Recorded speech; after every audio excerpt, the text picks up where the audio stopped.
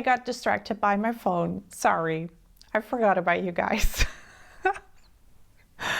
Oh, that's horrible. I'm horrible. Hi friends, and welcome back to another Once Upon a Book Club unboxing. And finally, I am getting back on schedule. Here's the thing, the month of November was super busy because of the Try-Wizard-a-thon that Tabby and I hosted. Then there's the end of the year for my education, work. I'm also looking to find a new job. Then there's all this private stuff going on. Something had to suffer, and in this case, it was my Once Upon a Book Club box. I'm so sorry. But hey, I'm back on it, and I have, I think, 3 or 4 Once Upon a Book Club unboxings for you coming real soon. Today's theme is body positive, and I have a lot of thoughts about this box. If you want to know what they are, then definitely keep on watching, and while you're at it, click that subscribe button and hit that bell so you never miss another video of me again. Let's get unboxing.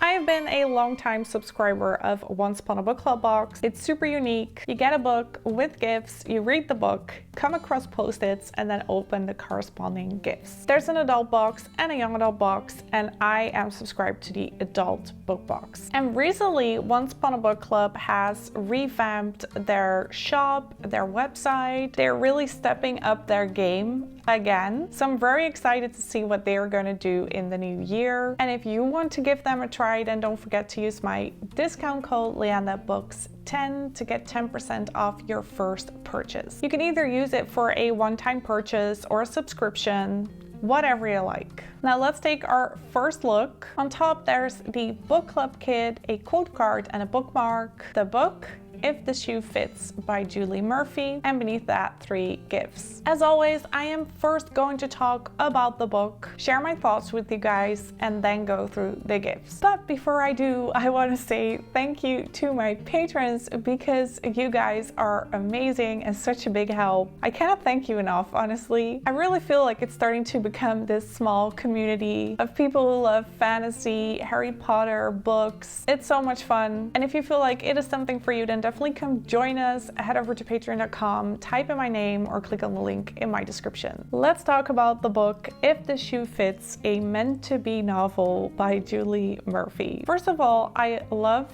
the cover. In order for you to understand the title and the cover, I should probably tell you guys that this is a Cinderella retelling. But in this retelling, the female is independent, strong, and knows what she wants. And if the shoe doesn't fit, she's gonna design her own. And there's a cute reference to that on the book cover. We can see the 2 main characters. And then Cindy, our female main character, is holding his shoe. In case you hadn't guessed it yet, Cindy loves shoes, she loves fashion, and she is plus sized. Nonetheless, she is this confident woman that if things don't fit, she'll get creative and try to make it her own. That's what I loved about this main character. She has a stepmom who is the producer of a show called Before Midnight, and this is basically The Bachelor, which in this case means one guy and a lot of women to compete for his love and money, because that's also part of the prize. Something happens, and last minute there are some free spots on the show, and Cindy is asked to join. And of course she starts falling for Prince Charming. There's some competition between the girls, there's some weird stuff going on backstage, and because she is the first plus-size contestant, she becomes a body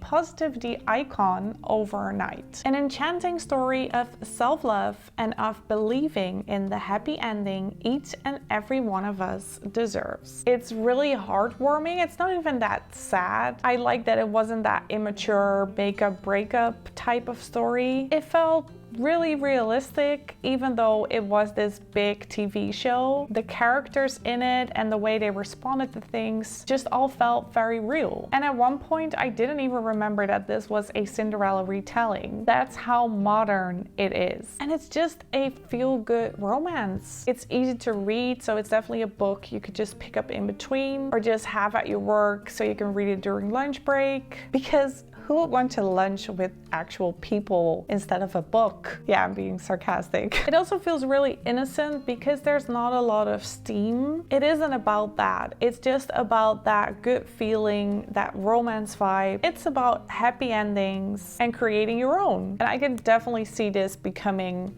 a movie. And Rebel Wilson would be the perfect Cindy. I think she lost weight though. She's not plus size anymore, is she? If you've read the book and if it were to be a movie, who will you cast for the main character Cindy? It's time for the gifts. Let's find the first post-its, and we can find that on page 87. This is a part where Cindy has met up with Henry, who is our bachelor. He is left and she is still in his room. With a few more seconds to burn, I begin to nose around a little. I can't help myself. On his nightstand is a small moleskin notebook.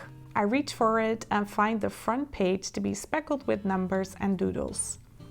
Flipping through the pages, I don't find much else except for a few funny stick figure drawings and one page that says, "Jay, get me out of this meeting," in huge caps. I laugh. Subtle. Doubling back to the first page, I find a clear space and press my lips to the paper, leaving the impression of my red lips for him to find later. It's a secret, untraceable message from me to him, and I instantly regret it. I'm about to swipe my thumb across the page when I realize that it'll just create a smudge, which might actually be creepier. No. This is way more stalker energy than I meant to give off. Nice, Cabbage Patch. Real nice. Cabbage Patch is his nickname for her. It's also darn cute. The corresponding gift comes in this beautiful box. I feel like I always say that, but I mean it. They spend a lot of attention to detail. Let's open it up. I mean, look at the inside. Isn't that amazing? And then wrapped in plastic is a journal, and it reads Henry's journal. This is actually a piece of paper which you can remove, and that leaves you with a blank yellow notebook. It's just blank pages with a black ribbon. I mean, they could have at least put like red lip somewhere on the paper, or maybe put a personalized note in it that says, "Jay, get me out of this meeting." It just feels a bit generic and not really part of the reading experience, apart from this piece of paper that says it's Henry's journal. So as far as the gift goes, I'm always happy with notebooks. You can never have enough notebooks, but I just wish that they had done a little bit more with this item. Before we move on to the next post-it, I want to show you guys this. And again, there's the nickname that Henry uses for Cindy. And then at the back, it has a QR code, and if you scan it, you can download a walkie-talkie on your phone. Okay, now I'm curious to see if it's a free app or something they did for this box. This is what I'm seeing. Honestly, it doesn't get the best reviews, but still, it's pretty original. Moving on to the next post-its. All right, this was another really cute and romantic scene. So this is a part where Cindy is still on the show and she has her own hotel room, and Cindy forgot to put a towel nearby and Henry has stepped into the room. So he has to hand her a towel. I hoist myself out of the tub carefully, feeling deeply vulnerable as I stand completely naked before him. "I'm not looking," he reminds me, as though he can read my thoughts. I wrap the towel around me, and of course it barely covers anything, and suddenly I'm wishing for the very large, very luxurious towels at our New York hotel. But my thumping heart begins to slow, and the queasiness in my stomach isn't a result of being so nearly naked with him only inches away, but instead at the thought of him leaving. "You can open your eyes," I whisper. He does so. There's something immediately heavy about his deep brown eyes as they linger on my wet, bare shoulder and then down the length of my body. Hi. The corresponding gift, ASMR. No, not really. It's probably just hurting your ears. It comes in this bag with shoes. all over it.